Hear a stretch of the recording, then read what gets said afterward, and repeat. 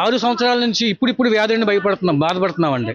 ఇప్పుడు చిన్నపిల్లలు అయితే ఆడుకోలేని విషయం అండి. బ్రీతింగ్ ఇష్యూ వచ్చింది, మెమరీ లాస్ అయ్యింది, డైజెషన్ సిస్టమ్ ప్రాబ్లం, గ్రోత్ అవ్వడం లేదు. పెద్దవాళ్ళు అయితే క్యాన్సర్ ఎఫెక్ట్లు, ఊపిరితిత్తుల సమస్యలు, ముక్కాల సమస్యలతో బాధపడుతున్నాం. వీటి కోసమే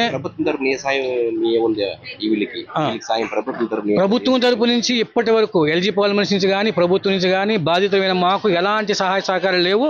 ఎల్జీ పాలిమర్స్ మేనేజ్మెంట్ మాత్రం ప్రభుత్వం సమకూర్చే జనరల్ మెడిసిన్, వీళ్ళు కూడా జనరల్ మెడిసిన్ ఇస్తున్నారండి. దగ్గు, జలుబు, జ్వరానికి ఇస్తున్నారండి. ఇక్కడ కూడా ఎస్ఆర్ హాస్పిటల్లో మేము అడిగింది అది కాదండి.